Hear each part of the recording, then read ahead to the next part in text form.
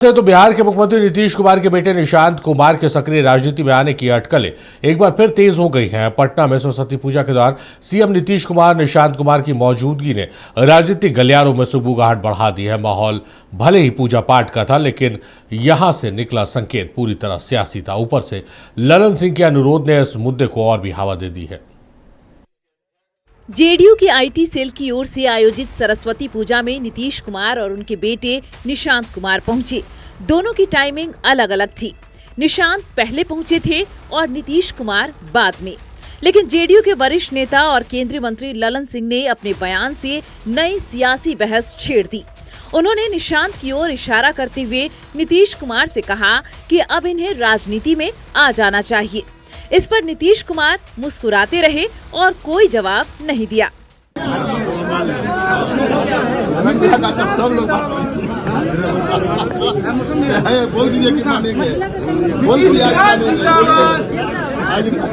दरअसल जेडीयू में अक्सर एक सवाल उठता है कि नीतीश कुमार के बाद कौन। इस सवाल का जवाब निशांत कुमार पर जाकर खत्म हो जाता है। इसलिए जेडीयू नेताओं की ओर से अक्सर निशांत कुमार को राजनीति में लाने की मांग उठती रहती है। बीजेपी भी मोटे तौर पर इसका समर्थन करती है। निशांत जी को एकदम मैं चाहता हूँ। निशांत जी के आने से पार्टी मजबूत होगी। निशांत जी नौजवान हैं, हम लोग नौजवान हैं, उनके नेतृत्व में हम लोग भी काम करेंगे और वो रहेंगे तो निश्चित तौर पर बिहार और भी मजबूत होगा। सरस्वती पूजा ऐसे पावन अवसर पर माननीय मुख्यमंत्री नीतीश कुमार जी का परिवार के साथ दिखना हमारी परंपरा और संस्कारों को दर्शाता है।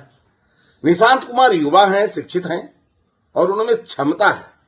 अगर भविष्य में वे सार्वजनिक जीवन में आते हैं तो बिहार को उसका लाभ मिलेगा। ललन सिंह जी का बयान भावनात्मक संदर्भ में आया हुआ लगता है। भाजपा का मानना है कि राजनीति में प्रवेश पूरी तरह व्यक्तिगत निर्णय होता है। अंतिम फैसला निशांत कुमार को स्वयं करना है और सभी को उसका सम्मान करना चाहिए। बिहार में इस पूरे मामले पर जमकर राजनीति शुरू हो गई है। सवाल ये उठ रहा है कि नीतीश कुमार निशांत को लाना नहीं चाहते या निशांत आना नहीं चाहते। आरजेडी का कहना है कि नीतीश कुमार तो परिवारवाद के विरोधी रहे हैं, लेकिन उन्हीं की पार्टी के सांसद ललन सिंह कह रहे हैं कि निशांत राजनीति में आ जाएं। इसमें कहीं न कहीं इन लोगों का एक एजेंडा भी छुपा हुआ है।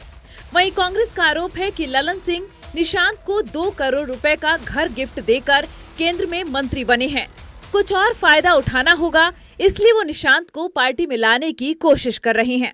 नीतीश कुमार जी अपने सुपुत्र को राजनीति में पदार्पण कराने के लिए, राजनीति में उनको स्थापित करने के लिए जिस तरह से वो एक अन्य मार्ग में आए हुए अतिथियों से अपने सुपुत्र को मिलवाने का काम करते हैं, उसी तरह से कल सरस्वती पूजा के दौरान वो अपने सुपुत्र को लेकर के विभिन्न पूजा पंडालों में गए और उन्होंने अपने सुपुत्र की चर्चा राजनीति में पदार्पण से पहले माहौल बनाने के लिए जो की है वो स्पष्ट रूप से दिख रहा है। जदयू के एक सीनियर लीडर को केंद्र में मंत्री बनना था तो उन्होंने निशांत कुमार जी को तकरीबन 2 करोड़ का फ्लैट गिफ्ट किया और वो मंत्री बन गए। और वो चाह रहे हैं कि निशांत जी राजनीति में बस ऐसे ही आ जाएं। भाई देखिए, गिफ्ट की कीमत देखिए, कितना आप दे सकते हैं उनको राजनीति में लाने के लिए। पर ये सब सौदा पटा लीजिए, वो राजनीति में तो आएंगे ही, प्रोफेशनल फी तो ले लें। वैसे जेडीयू नेताओं और कार्यकर्ताओं को अभी की चिंता नहीं है। वे मिशन 2035 की सोच रहे हैं। जब बढ़ती उम्र की वजह से नीतीश कुमार को सीएम की कुर्सी छोड़नी पड़ेगी, उस वक्त अगर निशांत नहीं हुए तो जेडीयू में लीडर बनने के लिए मारामारी मच जाएगी। इसलिए गाहे बगाहे निशांत को राजनीति में लाने और ट्रेनिंग देने की मांग उठती रहती है। लेकिन लगता है कि नीतीश कुमार को इसकी चिंता नहीं है, और अगर उनके मन में कुछ है भी तो ये उनके अलावा कोई नहीं जान सकता। मरगूब आलम, नक्षत्र न्यूज, पटना। तो बिहार के मुख्यमंत्री नीतीश कुमार के बेटे निशांत कुमार की राजनीति में आने की चर्चाएं फिर से तेज हो गई है और चर्चाएं शुरू हुई है। सरस्वती पूजा के दौरान जेडीयू आईटी सेल के द्वारा पूजा का आयोजन किया गया था। इस पूजा में निशांत और नीतीश दोनों पहुंचे थे और ललन सिंह ने वहां पर राजनीति में आने के लिए पिता को पुत्र के सामने कहा। मरगूब हमारे स्टेट हेड हमारे साथ जुड़ रहे हैं, हम उनसे ज़्यादा समझने की कोशिश करेंगे। मरगूब, फिर से एक बार निशांत की राजनीति में एंट्री की अटकलें तेज हो गई है। इन अटकलों पर कब विराम लगेगा? या तो नीतीश कुमार या निशांत बोलते कि नहीं राजनीति में नहीं आएंगे, या फिर आ जाए और उससे अटकलें खत्म हो जाए, क्या है? नीतीश कुमार और निशांत को ही लगाना पड़ेगा, क्योंकि कल का जो वीडियो था शारिक, उससे पहले इस तरह का वीडियो कभी सामने नहीं आया बिहार की राजनीति में। क्योंकि एक पुत्र अपने पिता की अगवानी कर रहा है, नमस्कार कर रहा है, प्रणाम कर रहा है, उसे मूर्ति तक ले जा रहा है। नीतीश कुमार ने उनसे पूछा तुम कब आए, उसने कहा कि मैं थोड़ी देर पाए। उसके बाद आशीर्वाद दिया। उसी में उनके साथ ललन सिंह भी थे, ललन सिंह के साथ उनकी बातचीत हुई। उसी दौरान ललन सिंह ने कह दिया कि अब तो मान जाइए, अरे मान जाइए। इशारा था नीतीश कुमार की तरफ कि निशांत को पार्टी में ले आइए, निशांत को राजनीति में ले आइए। नीतीश कुमार ने हंसना शुरू कर दिया। कल जब यह वीडियो हमने सबसे पहले चलाई थी तो उसी समय लगा था कि ये खबरें बनेंगी। ये हो क्या रहा है? क्या ये पूरी तरह से एक पूरा प्रोजेक्ट था?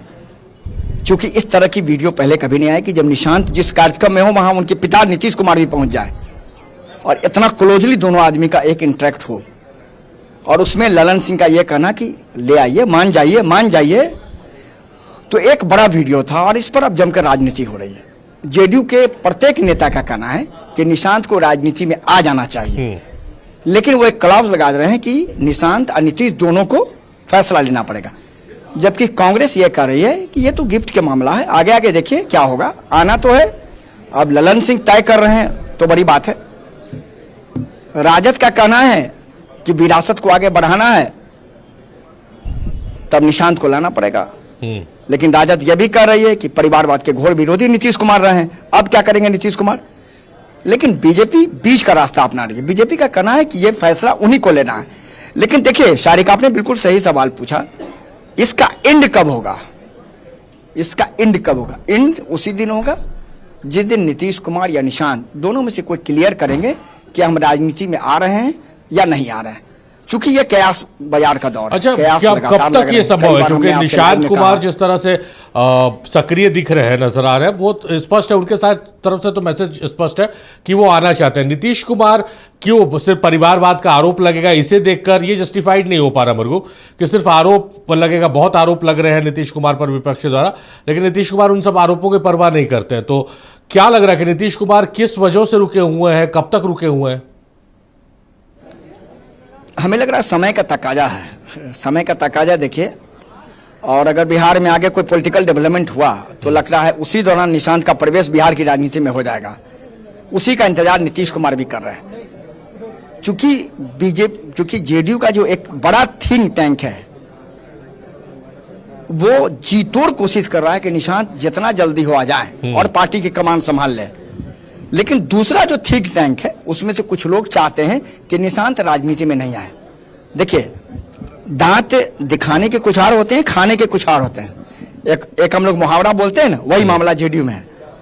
पर्दे के पीछे कुछ हाल चल रहा है, पर्दे के आगे कुछ और चल रहा है। लेकिन फैसला सिर्फ दो ही लोगों को लेना है। प्रमुख फैसला नीतीश कुमार को लेना है, नीतीश कुमार को लेना है। जिस दिन उनका फैसला होगा निशांत राजनीति में आएंगे। लेकिन ये अभी खबरें चलेगी, ये अभी हवा चलेगा।